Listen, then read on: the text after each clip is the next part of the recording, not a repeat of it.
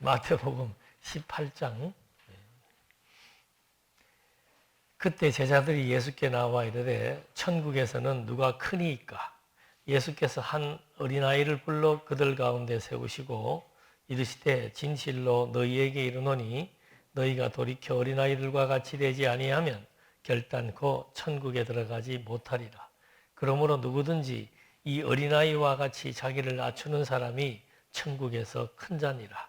또 누구든지 내 이름으로 이런 어린아이 하나를 영접하면 곧 나를 영접함이니 누구든지 나를 믿는 이 작은 자 중 하나를 실족하게 하면 차라리 연자 맷돌이 그 목에 달려서 깊은 바다에 빠지는 것이 나으니라.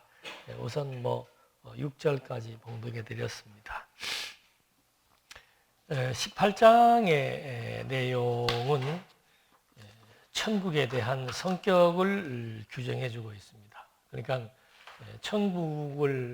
천국이라고 하는 것은 도대체 어떤 것인가, 그 천국을 규정하는 데 있어서 필요한 요건이 뭔가 하면은 속죄예요. 속죄. 그러니까 천국은 어떠한 자들이 가는가, 또는 천국의 특징은 무엇인가, 여러 가지 제목들을 연상할 수 있습니다만은 이 천국이 가지고 있는 그 기본적인, 대한민국 그러면 대한민국을 특정화할 수 있는 어떤 분명한 것들이 몇 가지가 있을 것입니다. 예를 들면은 민주주의다. 대한민국은 경제 급성장한 국가이다. 이렇게 나름 대한민국을 규정할 수 있는 어떤 특징이 있는 것처럼 천국도 마찬가지입니다. 이 천국, 즉 하나님의 나라는 세상 나라와 다른 곳입니다. 그래서 참 재밌는 것은 18장 1절에서 보면은 제자들이 나와서 천국에서 누가 큰지에 대해서 서로 쟁론하게 됩니다. 그러니까 이것이 바로 뭔가 하면은 천국이라고 하는 것을 예수님께서 설명하기 전에 먼저 도입한 하나의 재밌는 상황이 뭔가 하면은 제자들이 서로 지금 누가 큰 자인가, 누가 오른팔인가 왼팔인가를 가늠하기 위해서 수위권 논쟁을 벌이고 있다. 이게 무슨 의미가 있는가? 도대체 지금 예수님이 천국을 설명하려고 하는데 이 도입부의 이 한 절이 무슨 의미가 있는가? 이건 방금 말씀드린 대로 제자들은 천국을 이 세상 나라와 이렇게 별 구별 없이 생각하고 있다는 겁니다. 그러니까 세상에서는 경쟁 사회고 세상에서는 수직적 관계를 형성하고 있기 때문에 10명이 모여 있으면 10명 중에서 누가 제일 잘하는지 못하는지를 판가름하기 위해서 점수를 매기기 시작하고 순위를 매기는 거, 이런 것들이 이제 세상 나라에서는 기본적으로 가지고 있는 관념입니다. 그리고 세상 나라에서 이 천국을 제자들이 지금 잘못 생각하고 있다는 아주 좋은 하나의 사례가 되는 거죠. 그러니까 천국과 세상은 기본적으로 몇 가지 다른 부분이 있다. 그 중에서 지금 예수님은 18장을 통해서 무엇을 말하려고 하는가? 그래서 먼저 그 18장 1절을 통해서 세상 나라와 천국은 분명히 다르다는 것을 우리가 미리 예지할 수 있습니다.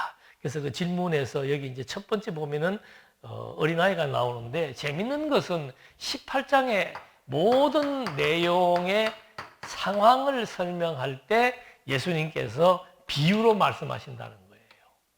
모든 상황마다. 그래서 도리어 이 비유가 더 쉬울 수도 있고 비유가 어려울 수도 있습니다. 그래서 첫 번째 비유는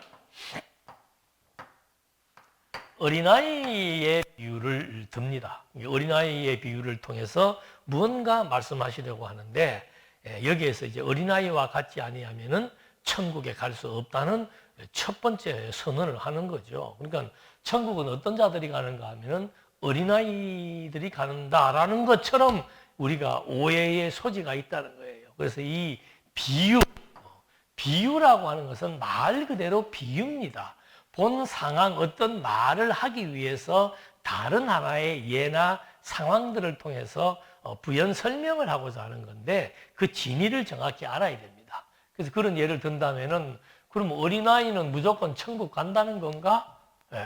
어린아이는 죄가 없나? 어린아이는 무조건 천국 가나? 이런 오해를 할 수 있습니다. 그리고 어린아이와 같이 자기를 낮추는 자라야 천국을 간다. 그걸 다른 말로 하면 우리는 자기를 낮춘다는 것을 겸손이라고 일반적으로 얘기합니다. 그러면 천국은 겸손한 자들이 가는 건가? 그렇잖아요. 그러니까 이 천국에 관한 개념들을 세상적인 언어나 개념으로 도입을 하게 되면은 이제 18장은 혼란의 장이 되는 겁니다.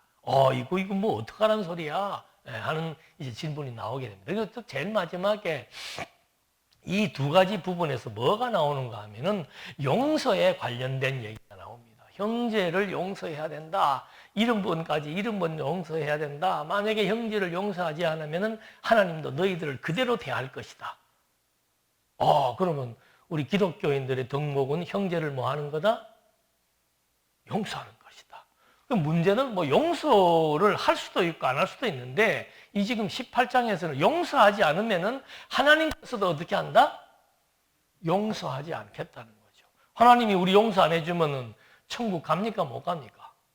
못 가는 거예요. 그러니까 이런 질문을 한 이유는 뭔가 하면은 지금 18장에 나와 있는 내용들은 도덕이나 윤리를 말하고자 하는 게 아닙니다. 기독교인들은 이렇게 살아야 됩니다. 기독교인들은 어린아이와 같이 자기를 낮추는 자여야 되고 겸손해야 되고 기독교인들은 용서하지 않으면 안 됩니다. 뭐 이런 식의 얘기가 마치 18장에서 말하는 것처럼 보이지만은 예수님은 그런 것들을 비유를 통해서 말씀하시는 겁니다. 그래서 하여튼 간에 18장의 내용은 천국에 관해서 말하고자 하는 내용입니다. 우리들 보고 이렇게 살아야 된다는 말을 하는 게 아닙니다. 또 이렇게 살아야 천국 간다라고 하는 말을 하는 것도 더더욱 아닙니다. 그래서 한번 이제 이런 질문들을 안고 본문을 보면은 제일 먼저 나오는 것이 수익권 논쟁이죠. 세상에서는 누가 오른팔이냐 왼팔이냐 1등과 10등을 가늠합니다만은 천국은 그렇지 않다는 겁니다. 그래서 이 수익권 비유의 내용들을 설명하기 위해서 이제 어린아이를 등장시켰고 그 어린아이를 통해서 무엇을 예수님은 말하고자 하는가? 하나의 중심 개념은 영접입니다. 그러니까 어린아이를 통해서 예수님이 말하고자 하는 것은 뭔가 하면 영접이라고 하는 겁니다. 누구를 영접할 것인가? 두 번째 내용은 뭔가 하면은 두 번째 비유는 잃은 양의 비유입니다. 이것도 참 오해 소지가 많지요. 99마리의 양보다 한 마리 양이 더 중요하다. 그래서 지금 한 사람이 무슨 일을 겪고 있다면은 지금 우리가 이렇게 있어서 될 게 아니고 그 사람을 위해서 교회는 한 사람을 위해서 희생해야 된다. 이런 식의 얘기를 하는 경우들도 왕왕이 있지요. 그래서 뭐 약자, 물론 교회가 약자를 무시하라는 소리는 아닙니다. 그런데 약자가 마치 천국을 대변하는, 기독교를 대변하는 것처럼 묘사하는데 그걸 잘못 인용한 것이 뭔가 하면은 하나님은 99마리의 양보다 잃어버린 한 마리를 더 귀하게 여긴다. 이런 식의 비유를 잘못 해석해서 이제 그런 오해를 쌓는 겁니다. 그래서 여기서는 선택에 대한 절대성을 말하고 있습니다. 한 번 하나님이 택한 백성은 끝까지 지킨다. 그래서 잃어버린 한 마리 양을 찾아가서 끝까지 그 양을 구해낸다. 그런 의미를 담고 있고, 세 번째는 이제 이 용서에 대한 얘기가 나오는데, 먼저 세 번째에 대한 비유는 교회를 통해서 또 비유를 듭니다. 그래서 여기에서는 범죄자에 대해서 어떻게 할 것인가. 그래서 범죄자에 대해서 교회의 어떤 치리 방향을 제시해 주는 것처럼 자칫하면은 생각할 수가 있는데 이것도 그 얘기가 아니에요. 왜 예수님께서 교회의 비유를 들어서 범죄자에 대한 심판을 범죄자에 대한 심판은 끝까지 한다는 말을 해주는 거예요. 그걸 이제 교회를 통해서 비유를 하니까 교회는 범죄자에 대해서 마치 처단하는 집단으로 잘못 생각할 수가 있는 거죠. 물론 교회에서 건덕을 해치고 이런 분에 대해서는 교회법이 정한 기준에 의해서 공고하고 치리하는 것은 있습니다만은, 지금 여기서 말하고자 하는 것은 그거에 대한 얘기가 아닙니다. 그래서 하나님께서 그 죄에 대해서는 끝까지 심판한다 라고 하는 의미를 담고 있습니다. 그 다음에 네 번째 내용은 유명한 내용이죠. 70번까지 70번 용서해라. 그렇게 하면 하나님께서도 너희를 용서하지 않을 것이다. 이 말은 한 번 용서한 그 용서에 대한 효능, 속죄에 대한 효능은 영원한 것이다. 그걸 이제 여기에서 빚진 자의 비유를 통해서 또 탕감한다 그러죠. 빚진 자의 비유를 통해서 설명을 하는 겁니다. 미리 한 번쯤은 다 읽어오셨겠습니다만은 오늘 18장의 내용도 이게 참 오해의 소지가 많은 내용인 것으로 확인이 되죠. 그래서 먼저 1절로부터 5절까지를 먼저 보면은 어린아이들과 같이 되지 않으면 천국 가지 못한다. 두 번째, 어린아이와 같이 자기를 낮추는 사람이 천국에서 큰 사람이다. 그러니까 어린아이와 같이 되지 않으면 천국 못 간다. 두 번째, 어린아이처럼 자기를 낮추는 겸손한 사람이라야 천국에서 큰 자이다. 그 다음에 이제 누구든지 앞에서 어린아이들과 같이 된다라고 하는 것은 자기를 낮추는 의미를 담고 있다고 4절에서 말하고 있는 거예요. 그 다음에 자기를 낮추는 사람은 누구인가? 5절에 나옵니다. 또 누구든지 내 이름으로 이런 어린아이 하나를 영접하면은, 이런 어린아이는 누굽니까? 자기를 낮추는 그런 어린아이를 말합니다. 그래서 이런 어린아이 하나를 영접하면은 곧 나를 영접합니다. 자, 첫 번째 비유의 핵심은 뭔가 하면 이 어린아이가 누구를 가리키는 겁니까?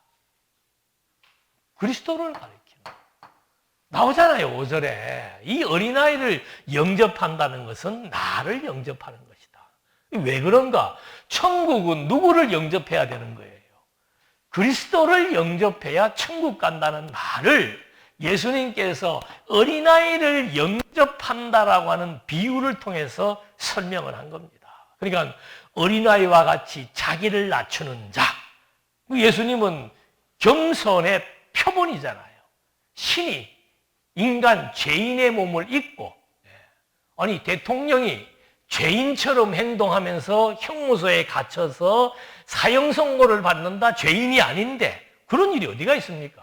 그런데 여기 지금 겸손이라고 하는 성경의 겸손의 의미라고 하는 것은 인간이 자기 자리를 찾는 겁니다. 겸손이고, 교만은 인간이 하나님의 자리에 앉는 거예요. 그래서 겸손의 표본이란 말의 의미는 뭔가? 그리스도가 어린아이처럼 자기를 낮췄다는 말의 의미는 뭔가? 신이, 하나님의 아들이 죄인의 몸을 입고 이 땅 위에 오셔서 죄인으로서의 죽고 부활하시는 그런 사역을 담당하시는 그것이 자기가 낮아진, 어린아이처럼 낮아진 것을 의미하는 것이고, 은연중에 거기에서는 이제 그리스도의 사역을 함의하고 있는 겁니다. 낮아진 사역, 죽음, 배척과 죽음의 사역. 그 다음에 이제 어린아이를 영접한다는 것이 바로 나를 영접한 것이다. 그러니까 지금까지 내가 어린아이 비유는 나를 지금 설명하기 위해서 한 것이다. 그래서 이 천국은 이 제자들은 알지도 못하고 누가 큰 자이냐라고 얘기했을 때 예수님은 가장 작은 자가 천국을 간다. 그 가장 작은 자를 어른과 대조되는 어린아이를 통해 설명하면서 가장 작은 자는 누구인가? 이 어린아이처럼 작은 자는 누구인가? 자기를 낮추는 자는 누구인가? 그것은 바로 나다라고 하는 사실을 증명해 주고 있는 겁니다. 그래서 천국은 가장 작으신, 가장 겸손하신 그리스도를 영접함으로써 천국 백성이 된다라고 하는 천국의 성격을 규정해 줍니다. 대한민국의 시민권은 그냥 대한민국의 부모가 대한민국의 호적을 가지고 있고 자식이 대한민국에서 태어나면은 대한민국의 시민이 되는 겁니다. 그러나 천국 시민의 방법은 다른 것 없습니다. 반드시 그리스도를 영접한다는 거예요.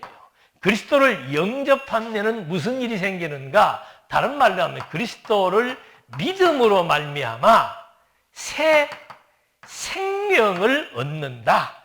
지금 내가 대한민국의 시민권자로서 내가 내 핏줄을 내 자식을 놓으면 그 자식이 대한민국 국민이 되는 것과 똑같은 이치죠. 천국의 시민이 된다는 것은 천국의 백성을 의미하는 건데 천국 백성은 천국의 혈통을 가지고 있어야 된다는 겁니다. 누구의 혈통? 아버지의 혈통.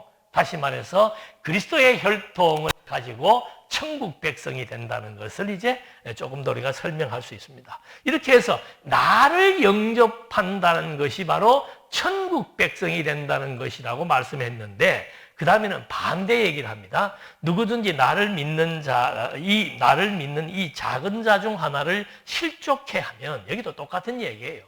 나를 믿는 작은 자나 나나 같은 얘기입니다. 어린아이와 당신을 지금 동격으로 비유로 설명한 것처럼 여기도 마찬가지예요. 작은 자가 누구인가? 바로 당신을 가리키는 겁니다. 그래서 작은 자 하나를 실족해 하면 차라리 연자 맷돌이 그 목에 달려서 깊은 바다에 빠뜨려지는 것이 나으니라. 실족하게 하는 일들이 있음으로 말미암아 세상에 화가 있도다. 실족하게 하는 일이 있을 수는 없으나 실족하게 하는 그 사람에게는 화가 있도다. 여러분, 이 말을요, 정말 문법적으로 그대로 해석해서 아이고 우리도 인생살이 살면서 부모가 자식을 실족하게 할 수도 있고 친구가 친구를 실족하게 할 수도 있고 목사가 성도를 실족하게 할 수도 있잖아요. 그러면 그런 일이 있으면은 만약에 그렇게 해석을 한다면은 무슨 일이 발생? 그런 사람은 차라리 연자맷돌은 우리가 이거 추석 때 두부 만들 때 가는 그런 맷돌이 아니고 노새가 끄는 큰 맷돌을 의미하는 겁니다. 그거 차라리 걸고 바다에 빠져서 죽으라 그 말입니다. 예. 형제를 실족하게 하는 일이 있다면은 죽는 게 낫다. 그리고 7절에는 세상에 화가 나타난다 그랬습니다. 형제를 실족하게 하는데 세상이 뒤집어집니까? 이것도 이상한 일이에요. 그리고 그 사람에게는 화가 있도다. 반드시 형제를 실족하게 한 사람에게는 반드시 죽음과 같은 화가 미친다고 말해주고 있는 거죠. 우리도 지난 명절에 추석 때 모이면은 좋은 일만 있는 게 아니죠. 형제들 간에 싸우기도 하고, 성공한 형제가 실패한 형제에 대해서 상처를 줘가지고 내가 다시는 이제 명절에 집에 안 온다 그러고 실족하는 일이 있을 수 있단 말입니다. 그런 비일비재한 의미의 실족이 아니라고 하는 것을 우리가 지금 감지할 수가 있는 겁니다. 가장 작은 자 하나를 실족하게 했다. 그 가장 작은 자가 누구예요? 그리스도예요.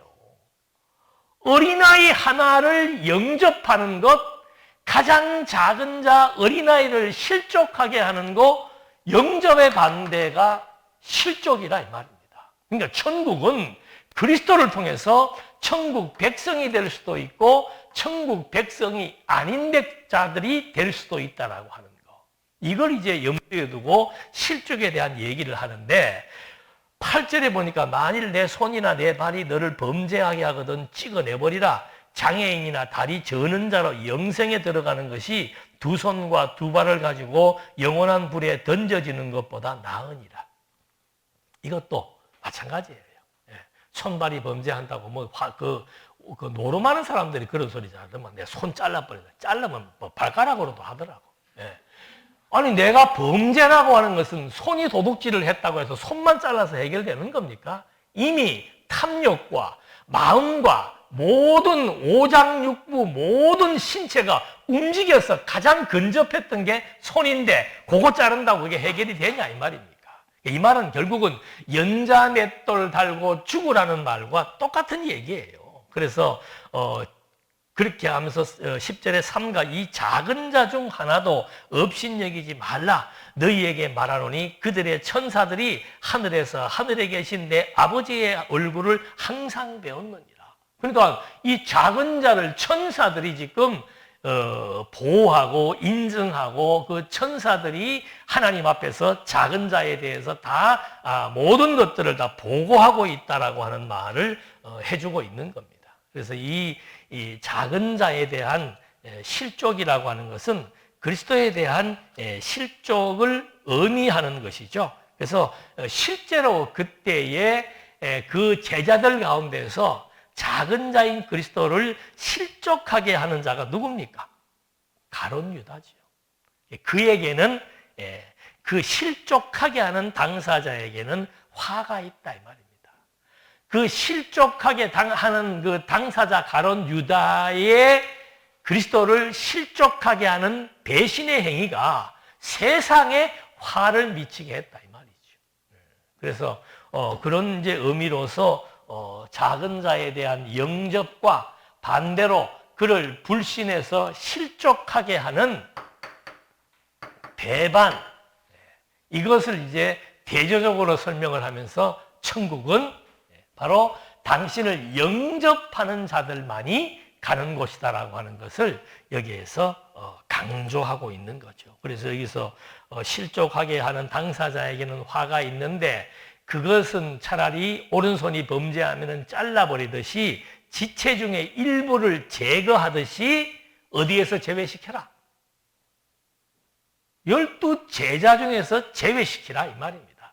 그래서 이제 사도들이 나중에 모여서 성령 강림에 의해서 복음을 전파할 때 제일 먼저 하는 작업들이 뭔가? 제외된 한 명을 더 추가해서 뽑는 것으로부터 이제 사역의 시작이 되는 것처럼 지금 예수님은 당신을 실족해 하는 자 반드시 그에게는 화가 있다. 그를 제거시켜야 된다 해서 12 제자 가운데서 결국은 제명되는 그것을 염두에 두고 하시는 말씀이었습니다. 두 번째 얘기는 뭔가 하면은 너희 생각에는 어떠하냐? 만일 어떤 사람이 양 100마리가 있는데 그 중에 하나가 길을 잃었으면 그 99마리를 산에 두고 가서 길 잃은 양을 찾지 않겠느냐? 진실로 너희에게 이르노니 만일 찾으면 길을 잃지 아니한 99마리보다 이것을 더 기뻐하리라. 이와 같이 이 작은 자 중에 하나라도 잃는 것은 하늘에 계신 너희 아버지의 뜻이 아니니라. 이것도 엄밀하게 말하면은 결국 이 작은 자, 잃어버린 한 마리의 양, 그건 누구를 직접적으로 의미하는 겁니까? 그리스도 당신을 의미하는 거예요. 당신이 주체라고 하는 말을 믿음, 영접함으로 말미암아 천국 시민이 되는데 천국 시민이 되게 하는 주체가 바로 당신이라고 하는 겁니다. 그리고는 또 하나 더 말하자면은 그리스도를 영접해서 천국 백성이 된 자들은 끝까지 보호한다, 끝까지 지킨다. 그런 이제 두 가지의 의미를 다 함의하고 있다고 볼 수가 있는 겁니다. 그러니까 이것도 오해하면 안 되죠. 나 99마리 양보다 저도 이것 때문에 한동안 초창기에는 이걸 어떻게 해야 되나? 지금 여기 100명이 기다리고 있는데 한 명이 안 왔는데 그 사람한테 가야 되나? 100명한테 가야 되나? 어디로 가야 돼요? 뭐 생각할 게 뭐 있습니까? 더 많은 사람한테 가서 뭐 일을 보는 게 정확한 거죠. 그런데 그거 이런 말씀에 잘못 오해를 해가지고 여기 말은 이제 완전히 도덕적, 윤리적, 보편적 그런 이 세상의 개념을 띄워놓고 당신 천국의 주체가 당신이라고 하는 사실을 지금 증명하기 위한 비유로 채택된 것임을 확인해 볼 수 있습니다. 그 다음에 이제 또 어려운 비유가 나옵니다. 내 형제가 죄를 범하거든 가서 너와 그 사람만 상대하여 공고하라. 만일 들으면 내 형제를 얻을 것이요 만일 듣지 않거든 한두 사람을 데리고 가서 두세 증인의 입으로 말마다 확증하게 해라. 자, 이번에는 범죄가 나왔습니다. 범죄가 나왔을 때 그 범죄를 저지른 범죄자가 그 당사자에게 공고했을 때 그 말을 받아들이면 문제가 안 된다는 거예요. 그런데 받아들이지 않게 되면 어떻게 해야 되느냐? 그 말을 하는 겁니다. 지금 우리가 이거를 읽기 전에 놓치지 말아야 될 것이 뭔가 하면은, 이거는 천국에 대한 얘기를 하는 것이구나. 범죄자를 지금 우리가 어떻게 대할 것인가, 처리할 것인가를 말하는 게 아니고, 예수님은 지금 이 범죄자를 통해서 천국의 성격을 규정하려고 하고 있다. 이제 관점이 다르고 의도가 다릅니다. 그래서 지금 이 범죄자가 비유로 말하는 거예요. 범죄자가 나타났는데, 만약에 교회에 범죄자가 나타났는데 그 사람에게 권고했더니 말을 듣더라. 그러면 아무 문제 안 되는 겁니다. 근데 듣지 않거들랑 어떻게 하는가 하면은 한두 사람을 데려가서 두세 증인의 입으로 말마다 확증하게 해라. 그 다음에 그들의 말도 듣지 않거든 교회의 말하고, 교회의 말도 듣지 않거든 이방인과 세리와 같이 여기라. 이 말은 비유입니다. 그러면 이 비유의 논점은 뭐겠습니까? 범죄자가 뉘우치지 않으면 끝까지 추궁해가지고 뭐 해라? 증인을 세우라. 이 사람이 죄인이라고 하는 사실을 입증해라. 그리고 그것 갖고도 안 되면 이제 교회에서 어떻게 해라? 출교해서 이방인처럼 여겨라. 그 말을 하는 거예요. 그러니까 아까 다른 비유하고 똑같아요. 이 비유 잘못 알아가지고 이거 그대로 하라는 얘기가 아니란 말입니다. 제가 초대에 말씀드렸죠. 노회나 교회나 기본적인 법이 있습니다. 그런 법에 의해서 지금 행정적인 처리하는 얘기를 하는 게 아니고, 예수님은 지금 천국에 대한 얘기를 하는데 그 죄인에 대한 문제를 얘기하는 겁니다. 천국과 죄인의 상관성에 대해서 말하고 있는 거죠. 그러니까 우리가 여기만 보더라도 천국은 어떤 자들은 안 된다는 거예요. 그렇죠. 내가 죄인인데 그 죄인이 용서받지 않는다면 천국 백성이 안 낸다는 것을 지금 벌써 이 정도만 듣고도 우리가 알 수 있잖아요. 그러면서 18절에 진실로 너희에게 이르노니 무엇이든지 너희가 땅에서 매면 하늘에서도 매일 것이요 무엇이든지 땅에서 풀면 하늘에서도 풀리리라. 자, 죄인이 용서받지 않으면은 천국 시민이 될 수 없다. 이거 확인했죠. 자, 그런데 그 다음에 무슨 말을 하는가 하면은 이 교회가 어떤 것인가? 땅에서 매이면 하늘에서도 매이고 하늘에서도 매이면 땅에서도 매인다. 16장에서 말하고 있죠. 그 의미는 여기서 지금 교회가 그런 것이라고 말하는 이유는 뭡니까? 지금 이 결정에 대해서 범죄자, 죄인들이 회개하지 않음에 대한 시기에 대해서 예수님은 어떻게 얘기하는가? 그거 교회의 권위로 그대로 인정한다. 그 다음에 또 뭐가 나오는가 하면은 19절 진실로 다시 너희에게 이르노니 너희 중에 두 사람이 땅에서 합심하여 무엇이든지 구하면은 하늘에 계신 내 아버지께서 그들을 위하여 이루시게 하리라. 자, 교회가 무엇에 대해서 같이 공감하는가? 죄인은 용서받지 않으면 천국 시민이 될 수 없다. 이 명제에 대해서 교회가 그대로 인정하고 있다. 그 다음에 누가 등장을 합니까? 하늘에 계신 아버지가 그 교회에 함께 있기 때문에 교회의 결정, 성부의 결정이 동일한 것이다. 그 말을 지금 해주는 겁니다. 한동안 교회 안 다니는, 교회를 열심히 안 나오는 사람들이 입에 달고 다니는 얘기가 뭔가 하면은, 아니, 집에서 두세 사람이 모인 것도 성경에 교회라고 그러지 않았는가? 이 말을 인용한다면은 그건 인용이 잘못된 거예요. 어린아이처럼 되어야 교회 천국 간다는 말을 그대로 인용하는 것과 똑같은 얘기예요. 여기 지금 이 얘기는 두세 사람이 모인 그 교회는 무엇을 결정한 교회를 의미합니다. 무엇을 결정했는가? 범죄자는 용서받지 않으면 천국 시민이 될 수 없다는 사실을 지금 앞에 설명을 통해서 정리해 봤을 때 이 내용에 대한 권위, 이 내용에 대한 실행이 교회, 성부 이렇게 지금 연결되어져서 설명을 합니다. 그러면서 20절 두세 사람이 내 이름으로 모인 곳에는 나도 그들 중에 있느니라. 내 이름이 누구 이름이에요? 성자 그리스도입니다. 교회라고 하는 것이 이 교회는 지금 왜 교회를 예를 들었는가 하면은 교회는 그리스도의 뭐예요?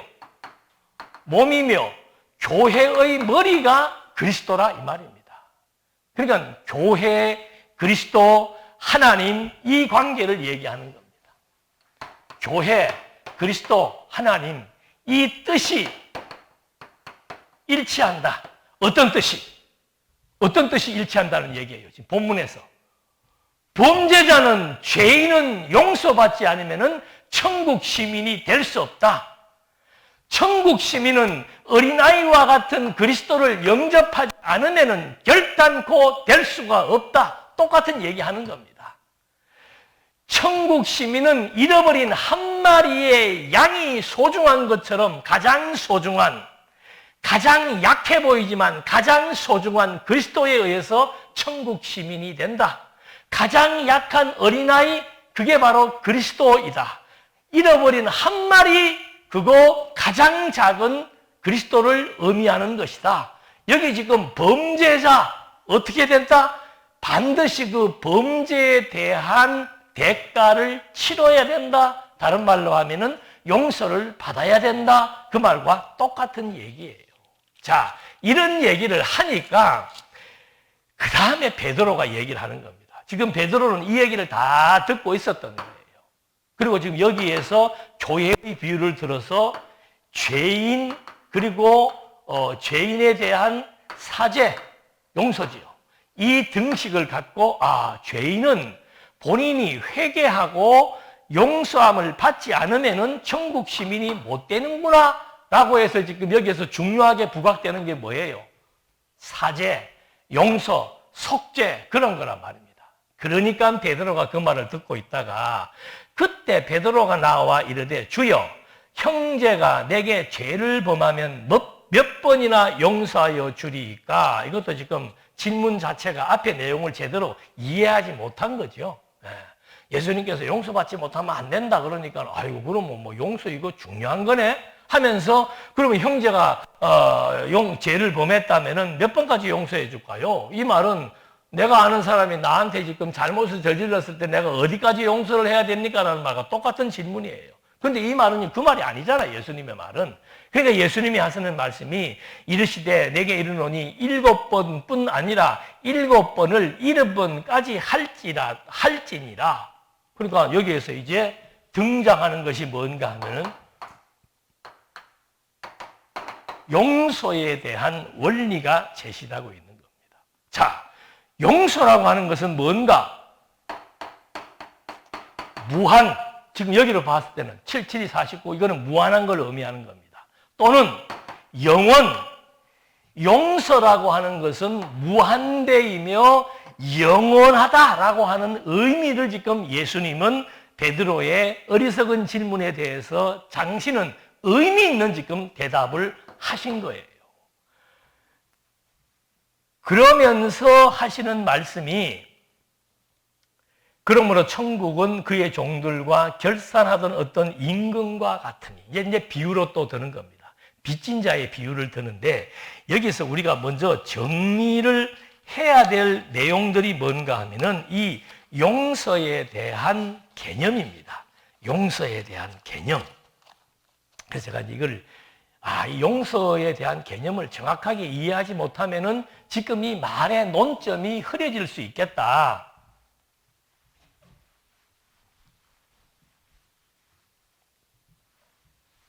우리는 용서 그러면은 보편적으로 상대방의 허물이나 과실을 눈감아 주거나 또는 책임을 면제해 주거나, 네가 나한테 잘못했지만은 내가 없던 걸로 하고 우리 다시 친하게 잘 지냅시다. 이게 보편적인 일반적인 윤리적인 용서의 개념입니다. 그런데 지금 여기서 말하고 있는 이런 용서에 대한 뜻을 구약에서 신약에서 찾아보니까 이거 일일이 다 나열하진 않겠습니다. 어떤 얘기들이 나오는가 하면은 전부 다 죄를 없애다, 속죄하다, 사면하다, 죄를 덮다, 그리고는 죄수를 놓아주다, 그리고 은혜를 베풀다, 이런 뜻이 나와 있어요. 그러니까 용서라고 하는 것은 어떤 의미입니까? 한마디로 말하면 사죄 또는 속죄, 이것이 하나님의 은혜다. 이게 용서가 가지고 있는 신학적인 의미예요. 그러니까 예수님은 지금 여기서도 계속해서 나 아니면 천국 못 간다, 나 아니면 천국 못 간다 해놓고는 범죄자의 예를, 교회의 비유를 들어서 하는 말이 범죄자 내가 끝까지 추적한다. 예. 여러분 구약 성경에서도 보면은 아간이 여호수아 시대에 아간이 그 탈취물이 그 욕심이 나가지고 그거 훔쳤다가 어떻게 합니까? 12지파 다 세워놓고는 그냥 계속해서 제비 뽑아가지고는 끝까지 추적해가지고 아간의 식구들을 몰사해놓고는 거기다가 돌무더기를 쌓았죠. 너무하지 않아요? 훔칠 수도 있잖아요. 탈취물인데. 왜 그런 거예요? 그게 지금 이 의미를 담고 있는 겁니다. 죄라고 하는 것은 하나님께서 죄라고 하는 것은 반드시 대가를 치르는 원칙을 하나님이 정해놓은 거예요. 그래서 죄에 대해서는 대가를 치르되 어떻게 치르는가? 끝까지 추적해가지고. 똑같은 얘기하는 겁니다. 두세 살 처음에는 죄에 대해서 대가 안 치르려고 그러니까 두세 사람 불러가지고 증인 세웠습니다. 그래도 안 치르려고 그러니까는 교회라고 하는 걸 통해서 증인을 세웠습니다. 그 교회가 어떤 것인가? 성부와 성자가 함께 인증하는 곳이다. 그러니까 너 죄에 대해서 너 대가를 안 치르겠다고? 그러면 그 대가에 대해서는 성부, 성자, 교회가 함께 그 대가를 물을 것이라고 앞에서 얘기한 겁니다. 그러니까 베드로가 아이고 그러면 용서 어디고 어떻게 된 겁니까? 그 용서는 무한대다. 그리고 용서라고 하는 것은 영원한 성질을 가지고 있다. 그게 대체 뭡니까? 당연히 질문 나올 거 아니에요. 그러니까 지금 이 비유에 대한 비유는 좀 이따가 말하되 먼저 지금 말하는 70번까지의 용서의 의미를 찾아보니까 전부 다 사죄, 속죄, 은혜 또는 그 죄에 대한 대가를 반드시 지불해야 된다. 왜 천국 시민이 되는데 꼭 그리스도를 통해서라야만 되는가? 그에 대한 답이에요. 앞에 천국 시민은 나를 통해서 나를 영접해야만 된다고 말했는데 왜 그래야 됩니까? 라고 하는 것에 대한 답을 지금 함께 제시해주고 있는 거죠. 왜 그런가? 죄는 끝까지 대가를 지불해야 됩니다. 그런데 죄에 대한 대가는 사망이에요. 죽음이에요. 그래서 예수님이 왜 당신을 통하지 않고는 안 된다고 얘기했는가? 당신이 죄 있는 몸으로 와서 세상의 모든 죄를 다 짊어지시고 어디에서 해결하는 겁니까?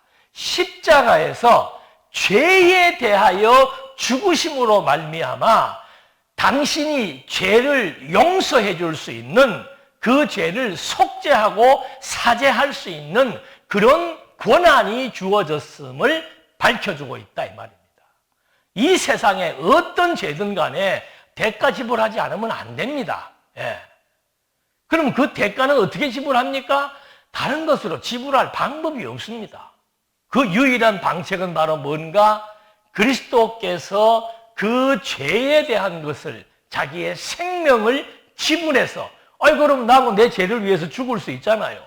그러나 이 죄에 대한 대가는 죽음으로만 해결되는 게 아니고 그 다음에 뭐가 있어야 돼요? 부활을 해야 되는 거예요. 그래서 아무도 할 수 없는 겁니다. 그리스도만이 죄에 대하여 죽고 죽음으로 끝나면 어떻게 됩니까? 그 죄인들을 살려서 그들의 생명을 보존해야 되잖아요. 그래서 당신이 부활하심으로 말미암아 생명을 얻게 하시는 사역, 이걸 우리는 첫 번째 죄에 대하여 죽는 사역을 속죄 사역이라고 얘기하는 겁니다. 당신이 대가를 대신 지불하는 것을 대속 사역이라고 얘기하는 겁니다. 그러면 당신이 죄를 뒤집어 쓰고 대신 지불하셔서 죽고 부활하심으로 말미암아 어떤 결과를 얻게 됐는가? 그게 구속 사역이라 이 말입니다. 죄와 사망으로부터 의와 생명을 얻게 하는 그리스도의 유일 사역, 이걸 지금 말하기 위해서 70번까지 70번이라고 하는 의미를 여기에서 부여해 준 거죠.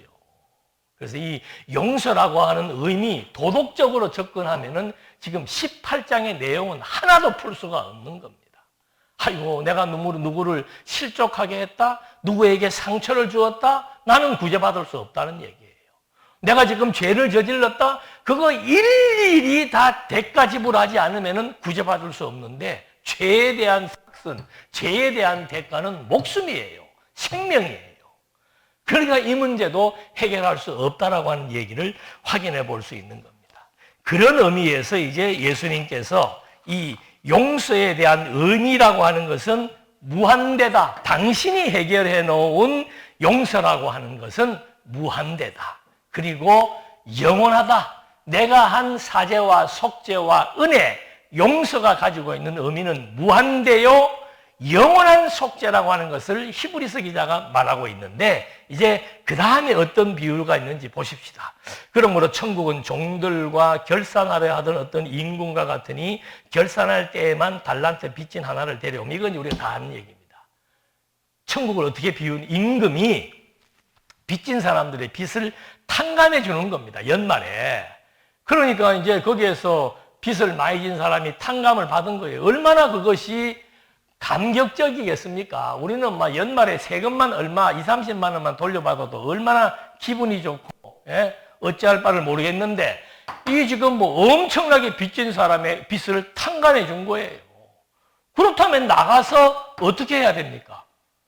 그 사람 수하에 있는 사람의 빚도 자기가 탕감을 해줘야 되는데, 그 사람은 도리어 탕감해 주지 않고 그 사람에게 세금을 물리게 된, 그것이 이제 비유의 내용입니다.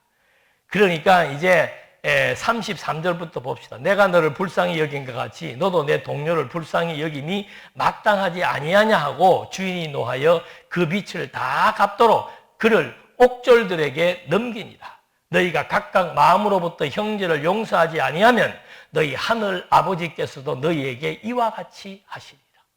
이것도 또 해석하기 힘든 얘기예요. 그러니까 이 맥락이라고 하는 것은 너무너무 중요한 얘기고, 도대체 지금 이렇게 비유로 지금 다른 데는 이렇게 계속 비유로 나오는 경우가 많이 없습니다. 근데 여기는 비유, 어린아이 비유, 이런 양의 비유, 교회의 비유, 빚진 자를 탕감해 주는 비유. 그러니까 빚진 자를 탕감한다라고 하는 것은 무슨 의미입니까? 대가를 지불한다는 거예요. 누가? 당신이 그 빚진 자의 빚을 탕감하는 주역이다. 그리고 이 빚을 탕감한 주역은 오직 유일하게 나밖에 없다 라고 하는 사실. 그리고 이 탕감이라고 하는 것은 영원한 효능을 가지고 있다. 네가 뭔데 너는 탕감해 주지 않느냐. 이 빚에 대한 탕감, 죄에 대한 대가를 지불하는 그리스도의 속죄 사역은 영원한 사역인데, 왜 네가 뭐 때문에 너는 네가 그런 사역의 주체도 못 되면서 그 대가를 지불할 존재도 아니면서 다른 사람에 대한 죄에 대해서 대가를 요구하고 있느냐라고 하는 말씀을 하심으로써 당신이 바로 이 용서의 주체이며 당신이 실시한 용서의 효능은 영원한 효능을 지니고 있다고 하는 사실을 비유를 통해서 말해주고 있는 거죠. 그러니까 한 번 용서함 받은 사람은 영원히 용서함 받는다는 것을, 한 번 용서함 받은 사람이 다른 사람을 정죄하는 것을 비유를 들어가지고, 이 용서는 나만이 할 수 있는 것, 이 용서는 영원한 것인데 네가 주제넘게 왜 다른 사람에 대해서 정죄하고, 네가 주제넘게 왜 이미 효력이 발생돼 있는 대속에 대한 사역에 대해서 네가 다시 또 그 사람을 정죄하면서 네가 마치 죄를 정죄하는 주체인 것으로 잘못 생각하고 있느냐, 이거에 대한 얘기와 같은 얘기예요. 그래서 여기에서는 속죄에 대한 영혼, 이게 지금 무슨 얘기인가? 비유는 다양합니다만 내용은 같은 거예요. 천국의 성격은 뭔가? 반드시 그리스도를 영접해야 된다. 그 선택의 주체는 누구인가? 그리스도이시다. 그리고 그 선택하신 그리스도께서 반드시 정죄와, 즉 자신을 영접하는 자와 불신하는 것에 대해서 반드시 심판을 하신다.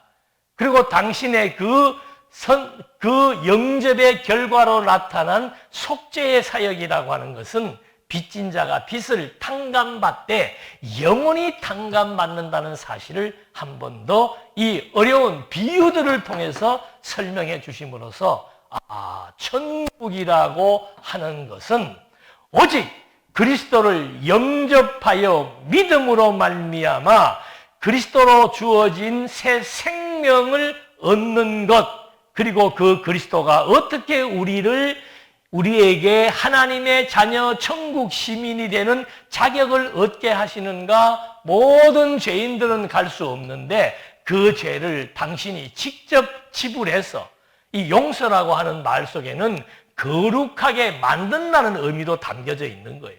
그래서 예수님의 구속 사역에 대해서 죄 있는 우리들에게 의인의 칭호를 붙여준다 그러잖아요. 그러니까 죄인들을 거룩한 백성으로 삼는 것이 용서의 신학적인 의미라고 하는 사실을 확인해 볼 수 있는 겁니다. 그렇게 삼은 죄인, 그렇게 삼아놓고 당신이 하신 그 속죄 사역에 대한 성질은 무한한, 그리고 영원한 성질을 가지고 있다.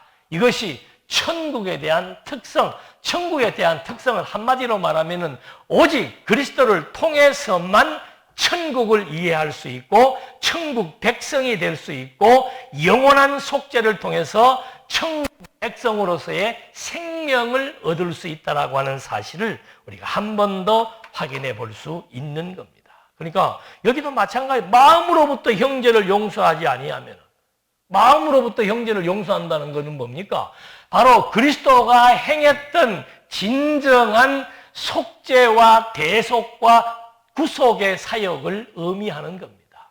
그리스도는 완전히 온 마음과 뜻과 정성을 다해서 십자가의 죽으심으로 하나님의 뜻을 완성하신 분입니다. 그런 자만이 하늘에 계신 아버지의 아들로서의 입증을 우리가 확인해 볼 수 있는 것이고, 그분에 의해서 우리가 천국 백성이 되었다는 사실들도 확인해 볼 수 있는 겁니다. 그래서 먼저는 당신을 영접하는 것, 그것은 선택의 결과이며, 영접과 배척에 대한 내용에 대한 설명을 하시고, 그 영접한 자들에게 주어지는 속죄는 영원한 것이다. 이걸 이제 한 번 더 정리해 주심으로 말미암아 바로 정죄하고 속죄하는 것은 천국의 주체이신 그리스도의 고유 권한이고, 우리가 속죄함을 받아야만 천국 백성이 될 수 있다라고 하는 것은